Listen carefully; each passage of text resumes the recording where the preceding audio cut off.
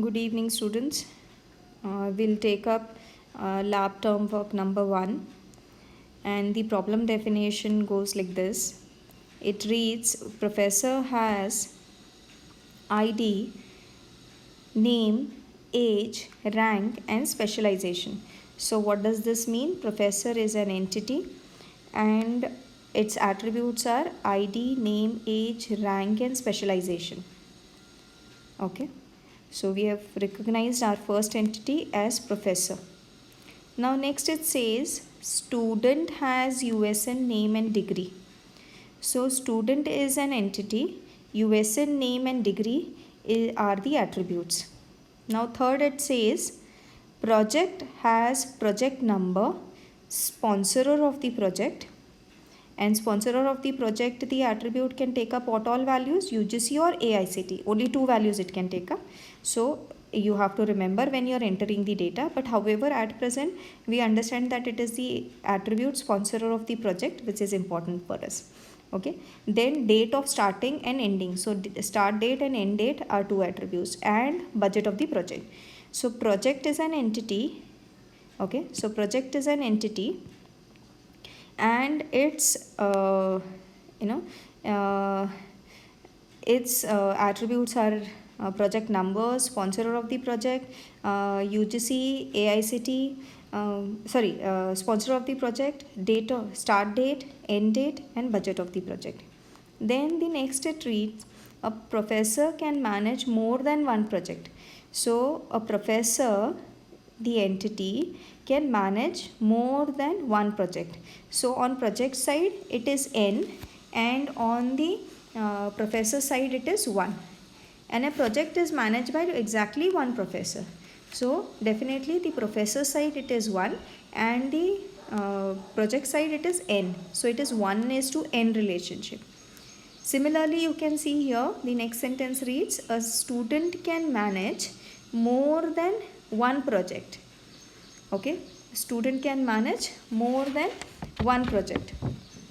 Okay, so that means student side it is 1 and the project side it is n, and it further reads, project has exactly one student working on it. So either both of these sentences indicate student is 1 and project is n. So 1:n relationship.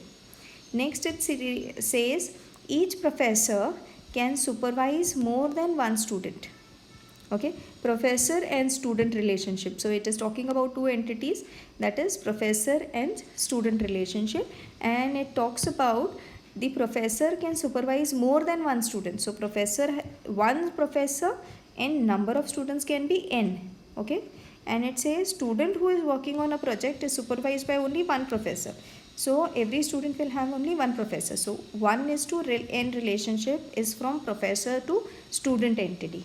Okay, so then there are queries listed out as to what all minimum things that you have to do. Apart from these also we have to do other queries, but then however so many queries have to be done. So I'll just take you to a blank sheet here and try and give you the first step, that having given the problem definition we have to first draw the ER diagram. Okay, so we'll draw the ER diagram to start with. So ER diagram would simply look like this. So we have understood that there are couple of entities. The entities are, first entity that we understood was professor entity. So I'll just write it here. I'm drawing the ER diagram step by step for you. So it is professor.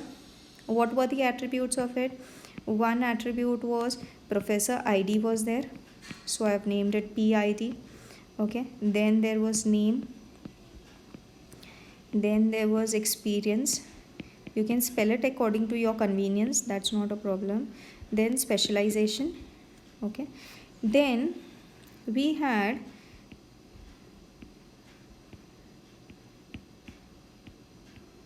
student, the relationship, the entity. What were the attributes of it? USN. Okay, then you had name. Then you had course or degree. Okay, so however you want to spell it or name it. Now come to the third entity which was described was project. Okay, so that is project. Which were the different entities? There was project ID. Okay, then there was title, sponsorer, then there is start date. I have taken title, I think title was not given, I have taken it extra, so it depends, but it will give some good meaning to it, so I have taken it. So this is what the start date, sorry, it was end date, right? Next one should have been end date, so let me just delete it. It should be end date. Okay, one is start date, one is end date, and then there is budget. Now if you can just see, these are the three tables or entities that we have recognized, and these are the various attributes. Now let's join them in relationship to form the ER diagram. So it is told one professor is going to mentor, supervise or mentor. You can write supervise also if you want to name the relationship as supervise, is also fine. So supervises, and one professor can supervise lot of students, so 1:n relationship. The participation is from both the sides, full participation. Why? Because all the students have mentors and all the professors are supervisors. Okay, now next, professor and the project. Now one professor can supervise lot of projects, so it is 1:n relationship. And what is the name of the relationship? I would like to name it as manages. Okay, professor can manage lot of projects. Okay, participation is complete because all the projects have professors to manage them, and all the professors are managing it. All the professors are managing one or the other project, so complete participation, so double line drawn. Okay, then is the relationship between student and project, and it says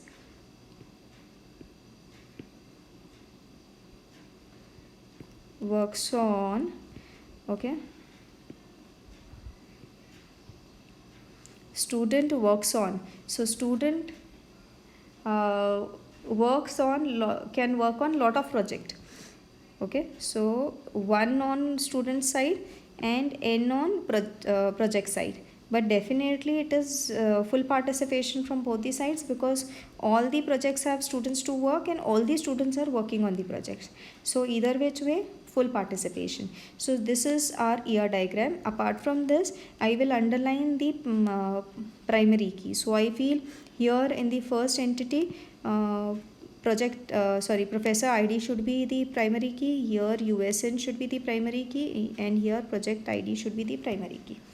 Okay, so this is my ER diagram. So this should be your first step. Having done so much, you have to draw the schema now. Now how to draw the schema? You have to go through the 7 steps. Students, if you remember, there were 7 steps taught to you to convert this ER diagram into the table for the schema diagram.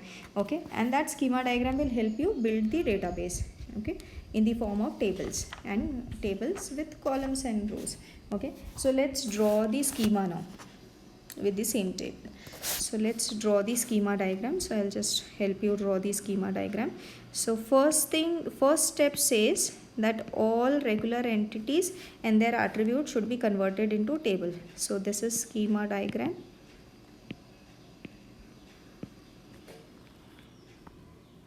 So this is one was professor table. So I have written that. What was the table consisting of? We'll write the attributes of it. There was professor ID. Okay. There was name. There was experience and specialization. Okay. Then there was another entity. Sorry. There was another entity. There was another entity which read as student entity. Okay, that will get converted into another table. What are the columns going to be there?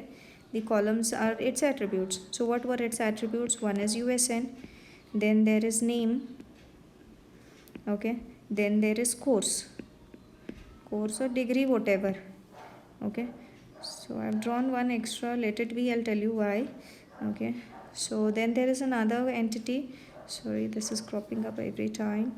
Now there's another entity which is project entity, which will become next table, and it has couple of the columns. And which are the different columns in it? There is project ID is there, and then there is title, okay, then there is sponsorer, then there is start date. Just see in the ER diagram what I have spelled it as. STR I have written, so let me write it the same, let me not confuse you. Okay, and then end date is END. Okay, END date underscore date. Okay, then there is budget. So these many columns were there. So they have all become, so what is it? These are all the tables and these are all the column names that we had decided from the ER diagram. This is the first step of the 7-step algorithm. Okay, then the second step talks about mapping of weak entity. Because there is no weak entity, we need not bother. Okay, the third step talks about mapping of 1:1 relationship. If you can see the ER diagram, all of them are 1:n relationship. So we'll comes directly to step number 4, that is mapping of 1:n relationship. And what was that I taught you in 1:n relationship is whichever is the one side of the relationship. Okay, so let me just highlight it. Okay, so you can see the professor, between the professor, okay, between the professor and the project, the two entities, there is one side is professor side and n is the project side. Whatever is the one side, it's the primary key, that is PID, will become the foreign key in project table, the n side table. Okay, so professor tables, which is the primary key? PID, that is professor ID, will become the foreign key here. So let's do it. So I'm talking about the relationship between professor and project. So professor is here and project is here. So let me just change my marker here. And so what is the so I'll underline all the, so in schema you're supposed to underline like this all the primary keys. So primary key in professor table is now going to become the foreign key here in this table. So I'll just elongate this table, make another separate column, maybe name the column the same, and this is what is the foreign key. So I'll end it here. Arrow mark is this side, means it is primary key this side, and it is just a simple line here which is joining, that means it is foreign key. So PID is the foreign key. Now this has built a relationship between them. So this relationship which I am showing here in the form of a diagonal has been shown in the database like this. Okay, now the next relationship, that is let's take the next relationship. So here you have student and project entity. So one side is the student side and n side is the project side. So what will happen? Same thing, student side, whatever is the primary key, that is the USN, will become the foreign key in project table. So student and project. So student and project. So student is here, project is here. So I'll just do that. What is the primary key here in student table? It is one side. So its primary key is going to become is going to become the foreign key here. So I'll take it from top. And what is the column induced here for foreign key? It is USN. So you can see two foreign keys here. So when you're creating the table project, you have to create two, as per now, two foreign keys. Okay. Now, and I have already taught you how to create a foreign key while writing the SQL statements. Now let's do the third relationship, and that is between the professor and the student. So in professor, the primary key is PID, because it is one side and this is n side. Whatever is the primary key of professor will become foreign key in student. So professor and student. So professor, whatever is the primary key, that is PID is the primary key. So you can see here PID is the primary key. In student table, I'll take it here in or maybe I'll just